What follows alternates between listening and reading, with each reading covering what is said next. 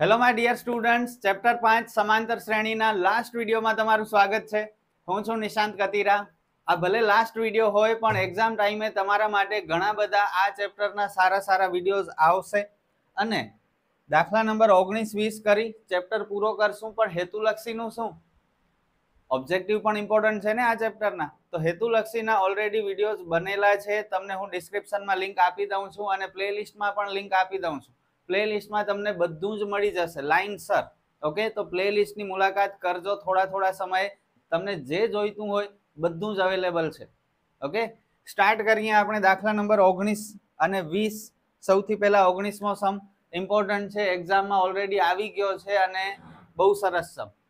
મજા આવશે, એન્ડ સુધી જોડાયેલા રહેજો કારણ કે જેવો તેવો સમ નથી આ. ઓકે, લાકડાની 200 બારીઓ નીચે પ્રમાણે ગોઠવવામાં આવે છે. તમે જોઈ શકો છો લાકડાના 200 ટુકડા છે આવી રીતે ગોઠવેલા.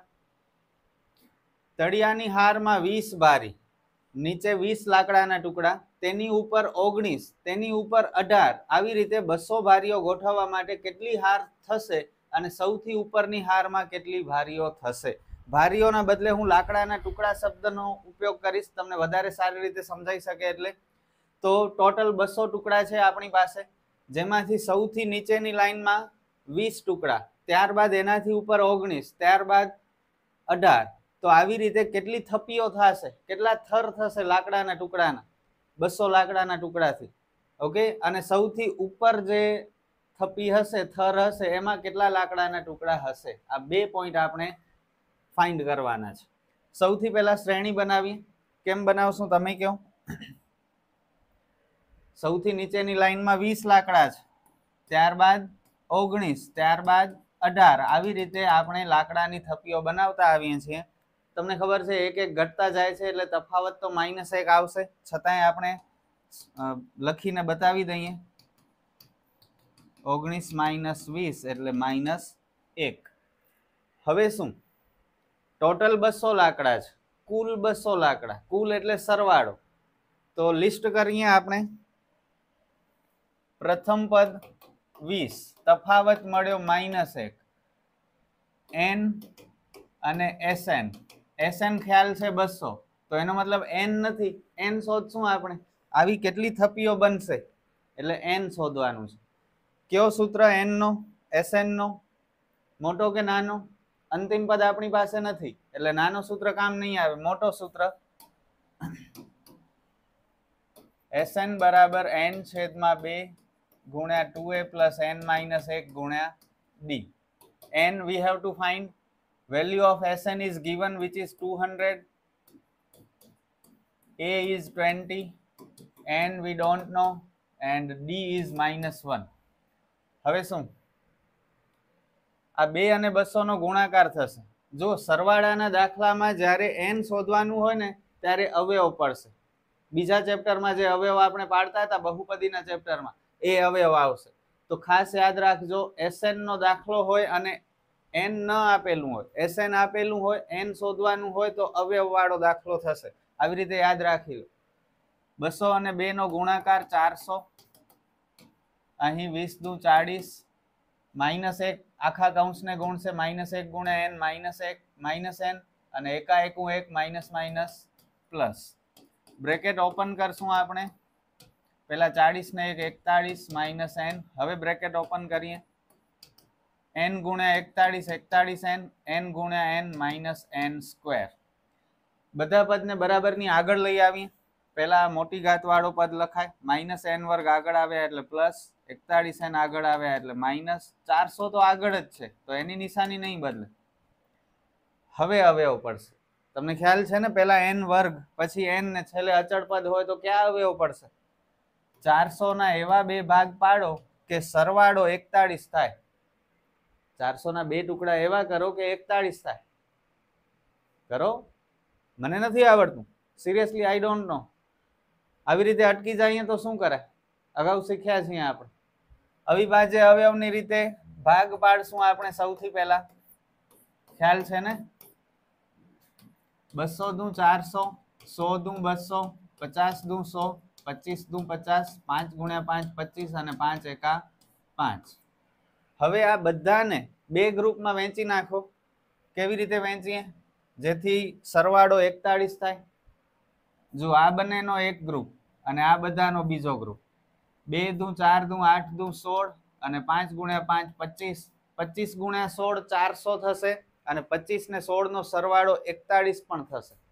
ઓકે, તો ભાગ મળી ગયા 25 ગુણ્યા 16. હવે નિશાની. તમને ખ્યાલ છે નિયમ કે છેડા ઉપર પ્લસ હોય તો સમાન નિશાની અને છેડા ઉપર માઇનસ હોય તો વિરુદ્ધ નિશાની. અત્યારે પ્લસ છે એટલે સમાન નિશાની લગાડશું. બંને પ્લસ અથવા બંને માઇનસ કેમ નક્કી કરશું? તો આ નિશાનીથી ડિસાઈડ થશે. બંને માઇનસ કરશું. 41n નહીં લખીએ, એની જગ્યાએ -25n અને -16n લખશું. બે ની જોડી બનાવીએ અને કોમન કાઢીએ. અહીં 16 કોમન નીકળશે. 16 ના ટેબલમાં 400 ક્યાં આવે? 16 ગુણ્યા 25. જો આ બંને કૌંસ સરખા થવા જોઈએ. ઓકે, તમે કહેશો સર અહીં તો 400 ની આગળ પ્લસ છે, તમે માઇનસ કેમ કર્યા? તો કૌંસની આગળ જ્યારે માઇનસ હોય તો અંદર નિશાની બદલી જાય. ઓકે, અને જુઓ એટલે જ આ બંને સરખા થયા, નહીતર તો અલગ થઈ જાત, ખોટું થઈ જાત. કોમન કૌંસ એક વખત, બાકી બચ્યા તે બીજા કૌંસમાં. n-25 બરાબર પણ 0 અને n-16 બરાબર પણ 0.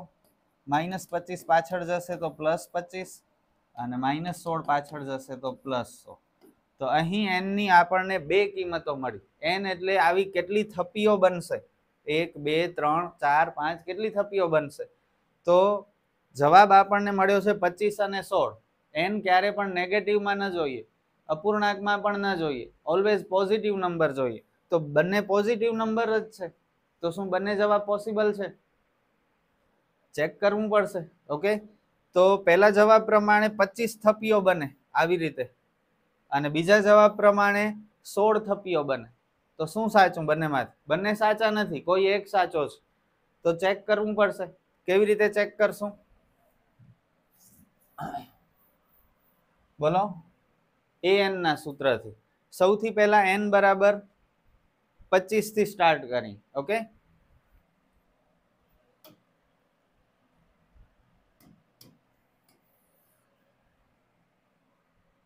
જ્યારે n બરાબર 25 હોય ત્યારે આપણે an નો સૂત્ર કરી. an બરાબર a પ્લસ n માઇનસ 1 ગુણ્યા d. a ની કિંમત 20, n 25, d છે -1. 25 માંથી 1 જાય 24 ગુણ્યા -1. 24 એકા 24 પણ -24. તો an ની કિંમત એટલે કે 25મું પદ આપણને મળ્યું કેટલું? -4. હવે જુઓ, શાંતિથી સમજજો. જો n ની 25 થપ્પીઓ બને તો સૌથી ઉપરની થપ્પી એટલે કે 25મી થપ્પીમાં -4 લાકડા ગોઠવી શકાય. જુઓ આવી રીતે પહેલી થપ્પીમાં પહેલા એકદમ નીચેના થરમાં 20 લાકડા, એની ઉપર 19, એની ઉપર 18. આવી રીતે 25 થપ્પીઓ બનશે, 25 થર બનશે અથવા 16 થર બનશે. આપણે પેલા 25 ઉપર દાખલો ગણ્યો તો ખબર પડી કે 25 જો થપ્પીઓ બને તો સૌથી ઉપરની થપ્પીમાં -4 લાકડા ગોઠવી શકાય. હવે તમે કહેશો કે ઉપરની થપ્પીમાં -4 લાકડા ગોઠવી શકાય? કેમ ગોઠવી શકાય? -4 લાકડા ક્યાંથી કાઢશું? 4 લાકડા ગોઠવી શકાય પણ માઇનસમાં લાકડા ક્યાંથી કાઢશું? તો n બરાબર -25 પોસિબલ નથી. એટલે સ્વાભાવિક છે n બરાબર 16 જ આપણો સાચો જવાબ હશે. છતાંય શોધીને બતાવી દઈ.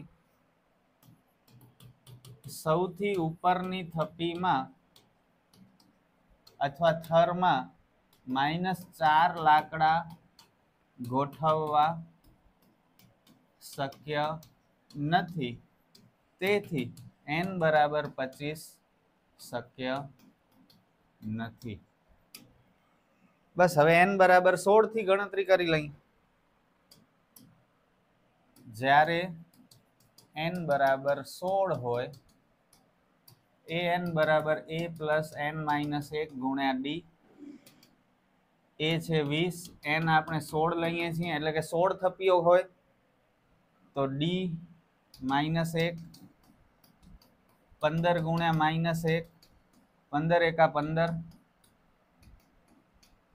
જો 16 લાઈન બનતી હોય, 16 થપ્પીઓ બનતી હોય તો સૌથી ઉપરની થપ્પીમાં કેટલા લાકડા હશે? 5 લાકડા હશે અને બસ આ જવાબ આપણો કરેક્ટ જવાબ છે. ઓકે, બસ અહીં સમ પૂરો થયો. ફાઇનલ આન્સર લખી નાખીએ. આવી 200 બારીઓ ગોઠવવા માટે કેટલી હાર થશે અને સૌથી ઉપરની હારમાં કેટલી બારીઓ હશે?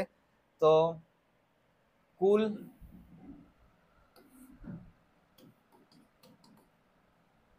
16 હાર હશે અને સૌથી ઉપરની હારમાં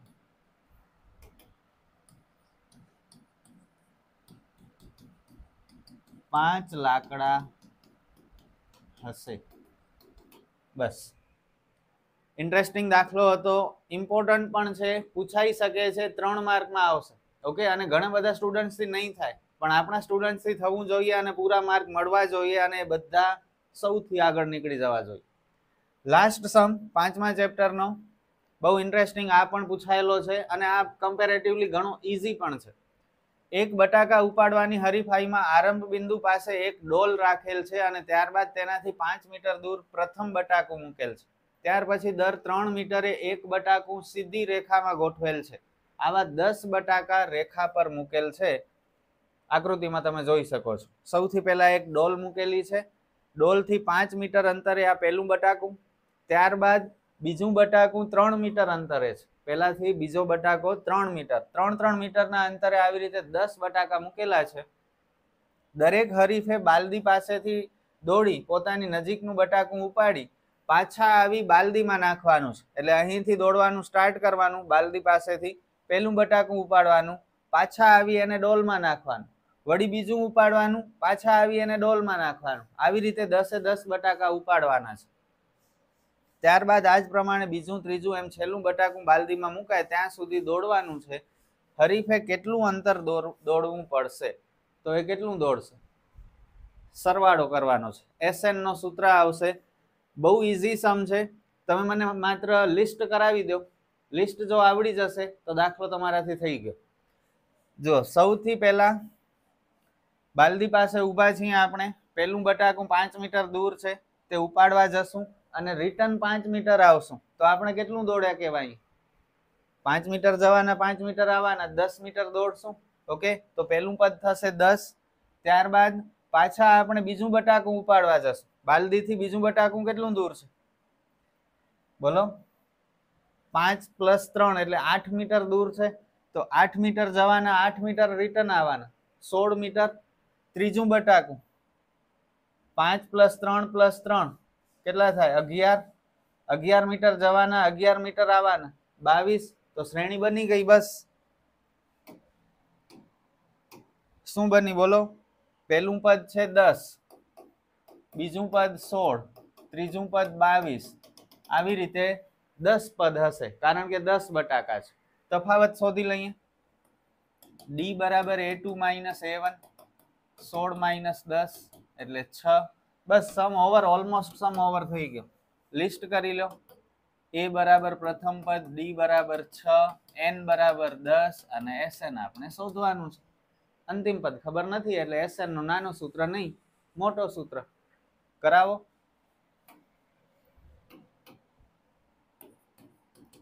N/2 2A + N - 1 ગુણ્યા D. N છે 10, A પણ 10, N પણ 10 અને D છે 6. આ કટ કરી નાખો.